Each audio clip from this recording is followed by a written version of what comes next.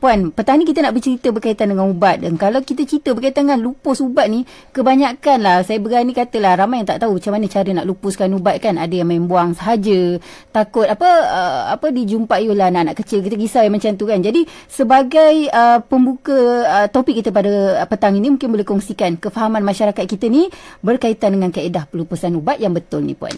Okey, ubat yang baik ni bukan sekadar pengambilan dan penyimpanan ubat yang betul sahaja, tetapi ia meliputi daripada awal lagi, iaitu daripada kita ni dapatkan ubat-ubat dari yang berdaftar dengan Kementerian Kesihatan Malaysia dan berakhir dengan kaedah pelupusan ubat yang secara betul dan selamat lah. Okey.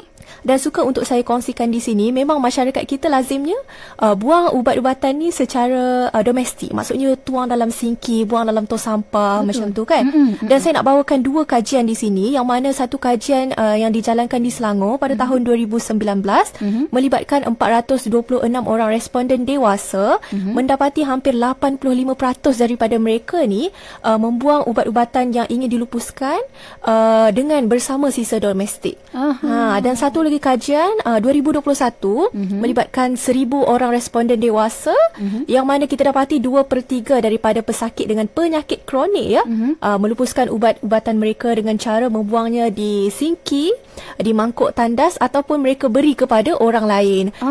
Jadi kita tengok kat sini kefahaman masyarakat terhadap kaedah pelupusan ubat yang selamat ni rendah lah, dan perlunya satu pendekatan atau program yang berfokus untuk kita bantu masyarakat faham tentang kaedah pelupusan ubat secara betul dan selamat. Nampak tak macam Iki cakap kan, memang kurang kefahaman dan kesedaran bagaimana cara nak pelupusan. Jadi petang ini tepat waktunya, tepat cara bagaimana kita nak tahu kan. Tapi sebelum itu kita nak tahu dari segi faktor yang menyebabkan ubat-ubatan ni berlebihan pula dan perlu dilupuskan. Kenapa tak habis? Ya, betul tu. Jadi sebenarnya petugas kesihatan, ahli farmasi ni, kita educate orang awam, pesakit untuk patuh kepada rawatan. Tapi terdapat juga beberapa faktor yang akan ada juga ubat yang berlebihan. Jadi antara faktornya, kalau boleh saya sebutkan, ada 8 faktor. Yang pertama sekali, pesakit masih dapatkan ubat-ubatan di fasiliti kesihatan walaupun masih ada baki ubat yang mencukupi dekat rumah. And then yang kedua, pesakit dapatkan rawatan untuk penyakit yang sama di fasiliti berbeza. Jadi hospital pun dia ambil ubat sama, klinik ni dia ambil, farmasi pun dia ambil. So ada lambakan ubat. Yang ketiga, pertukaran regimen ubat-ubatan daripada doktor yang merawat lah, mengikut status kesihatan semasa pesakit lah. Mungkin dia perlu tukar ubat jenis yang baru, jadi ada balance ubat yang lama lah dekat rumah. Kemudian ini tabiat suka beli ubat-ubat tanpa keperluan, saja nak simpan spare untuk kecemasan. Kononnya betul dia lah kan nak simpan kat situ. Seterusnya, ketidakpatuhan terhadap pengambilan ubat-ubatan. Yang ini yang memang nak kena marah lah. Yang tak patuh pada rawatan. Dan kemudian ada juga pesakit yang dialami kesan sampingan. Jadi dia takut, dia stop terus makan ubat. Okey, dan kemudian ada juga pesakit yang dia dah rasa sihat, jadi dia stop dan dia mungkin cuba ubat-ubatan alternatif. Dan yang terakhir sekali, dia ubat kampung kan. Ya, betul, menyebabkan lambakan ubat di rumah lah. Dan yang terakhir sekali yang kita tak boleh nak elak, pesakit meninggal dunia. So ini semua adalah faktor yang menyumbang kepada ubat-ubatan berlebihan di rumah. Jadi kita nak pesan kepada pesakit, orang awam, manfaatkan ubat yang diberikan itu sebaiknya, sebab kita dah bekalkan mengikut tempoh rawatan yang bersesuaian untuk elakkan ubat berlebihan. Seterusnya pembaziran, dan boleh juga tingkatkan kos pelupusan ubat. Dan untuk makluman Ikin dan juga pendengar-pendengar, ubat yang anda pulangkan, sepatutnya lah anda kena pulangkan ubat yang lebihan tu ke pusat pengumpulan ubat-ubatan di fasiliti kesihatan awam dan swasta serta farmasi komuniti yang terpilih lah. Yang mana untuk pengetahuan anda, ubat-ubatan yang anda pulangkan tu kita tak akan guna semula untuk pesakit lain. Walaupun pada asasnya kita tengok belum expired lagi, kita tengok dah fizikal dia masih elok, tapi kita tak akan guna balik sebab kita tak tahu macam mana cara penyimpanan ubat-ubatan tu sebelum ia dihantar kepada kami lah. Dan ia juga selaras dengan saranan WHO lah untuk kita tak reuse balik ubat-ubatan yang dipulangkan tu. Inilah petang ni lah kita nak tahu masanya. Tadi Puan Nadia tu lah dia berceritakan lokasi yang tepat untuk kita buat pemulangan semula ubat tu. Mungkin boleh dikongsikan bagaimana kita nak tahu lebih lanjut tempat-tempat yang mana kita boleh pulangkan ubat tersebut. Okey, tempat-tempat ya. Mungkin ada website ataupun rujukan untuk kita pergi kan. Okey, baiklah. Suka untuk saya kongsikan, kita di Kementerian Kesihatan Malaysia ada memperkenalkan inisiatif My Medisave, iaitu inisiatif pelupusan ubat secara selamat, yang mana inisiatif ni adalah secara kolaborasi lah dengan pelbagai rakan strategik, melibatkan sektor awam dan swasta, fasiliti kesihatan serta farmasi komuniti lah. Jadi anda boleh layari laman web kami, iaitu www.mymedisave.org.my, yang mana kalau anda scroll bawah sikit, kita ada locator lah. Dekat situ anda boleh masukkan kediaman rumah anda ataupun postcode. So dia akan keluar list down lah dekat mana yang terdekat dengan anda untuk pengumpulan ubat lah. Okey, itu kita nak tahu berkaitan dengan lokasinya lah kan. Tapi sebelum tu mungkin boleh Puan kongsikan kesan pelupusan ubat secara salah ni Puan. Okey, baiklah. Kalau kita lupuskan ubat dengan cara yang salah, dengan buang secara sisa domestik ke dalam tandas, mangkuk tandas ataupun longkang semua ni, kita takut sisa farmaceutical tu secara langsung akan masuk ke kita punya sistem pengaliran lah. Yang mana bila masuk dalam sumber air macam sungai, tasik, laut, sumber air inilah yang akan diproses dan dirawat dan digunakan balik untuk kegunaan manusia lah. Contohnya ia sebagai sumber minuman kita lah. Jadi banyak kajian saintifik yang telah pun dijalankan untuk mengenal pasti kepekatan dan kehadiran sisa farmaceutical ni dalam kita punya sungai. Jadi ada satu kajian di peringkat global pada tahun 2021 yang mana kita telah pun ambil sampel air sungai daripada 1052 lokasi kajian, melibatkan 104 negara yang kita dapat kesan kehadiran sisa farmaceutical ini. Dan yang paling membimbangkan apabila sungai Langat di Malaysia adalah antara top 20 20 sungai tercemar, paling tercemar antara keseluruhan yang kajian tersebut lah. Dan antara sisa farmaceutical yang kita kenal pasti tertinggi adalah carbamazepine ataupun ubat antileptik, ubat sawan lah. Dan lagi satu ubat metformin, yang paling common lah ubat antidiabetik, ubat kencing manis, dan juga kafein. Jadi sisa farmaceutical ni dia boleh memberi risiko kepada kesihatan manusia dan juga alam sekitar.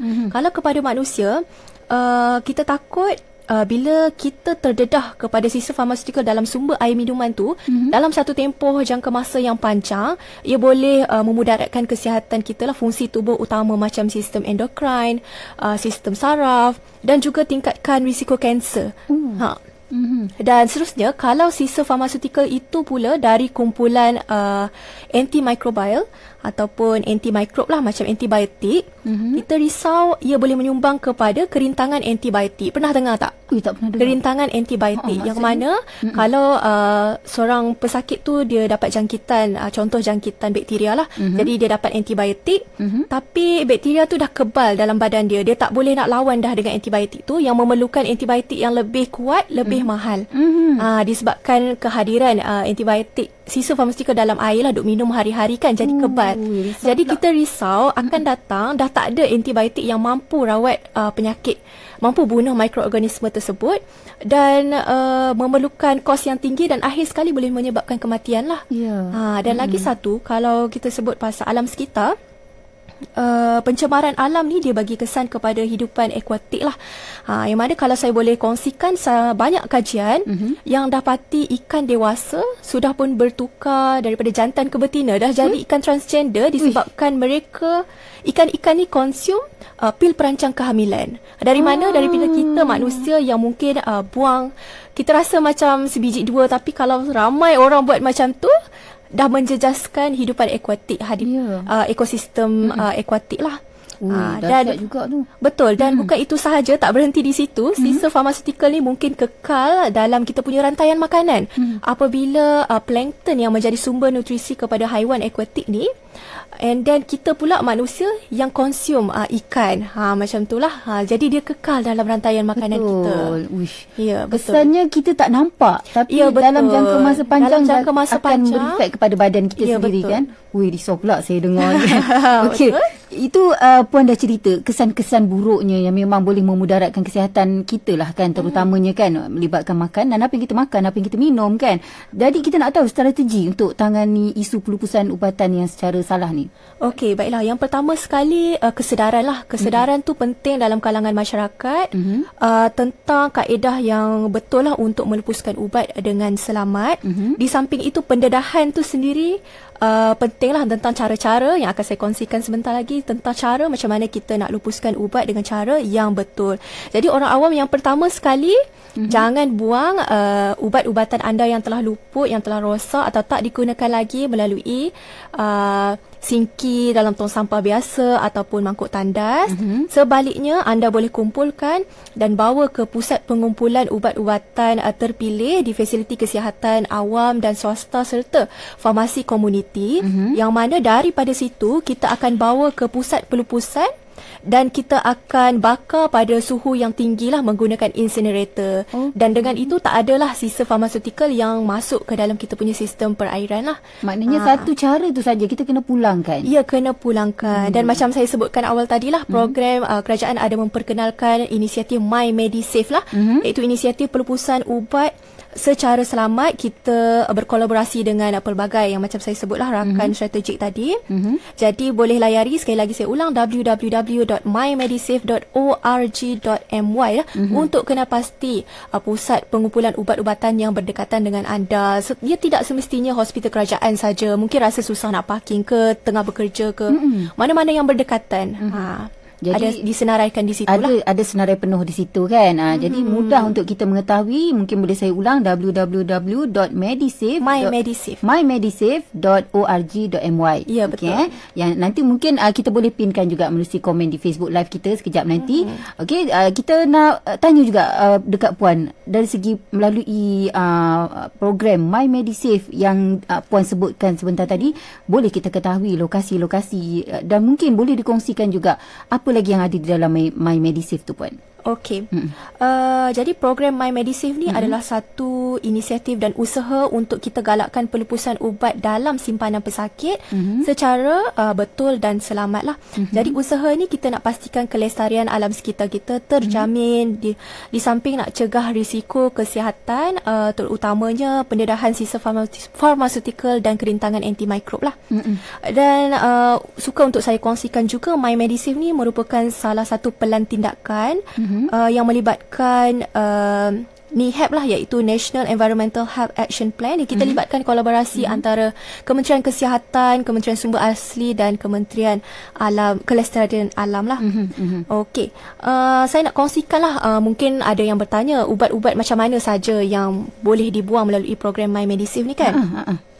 Okey, semua jenis ubat lah, antaranya tablet, kapsul, pil, ubat titis mata, titis telinga, inhaler, ubat sapu, sachet, semua jenis ubat-ubatan, tak kira brand apa pun, boleh dibuang melalui program My MediSafe ini. Tapi ia juga bergantunglah kepada pelaksanaan pusat pengumpulan yang terlibat tu. Kita campur juga, kita kena asing-asing tu. Kita boleh, okey, saya akan kongsikan jugalah macam mana cara 5 langkah mudah macam mana anda nak lupuskan ubat menerusi program My MediSafe ini. Yang pertama, anda asingkan, balik rumah anda asingkan dulu ubat-ubat yang mana yang masih elok, yang mana yang dah luput, expired, yang tak digunakan lagi satu tempat. Kemudian yang kedua, boleh hapuskan detail peribadi, nama, IC yang ada tertera pada packaging ubat, dan juga boleh rosakkan label keselamatan hologram yang terdapat dekat situ. Yang ketiga, boleh bungkuskan dalam bekas yang bersesuaian lah, beg bersesuaian, and then bawa ke lokasi pusat pengumpulan. Macam yang saya cakap tadi lah, boleh layari laman web My MediSafe tu untuk tengok mana yang terdekat dengan rumah. Dan yang terakhir sekali, boleh scan QR code yang tertera pada bin QR yang anda buang nanti. Sebab apa?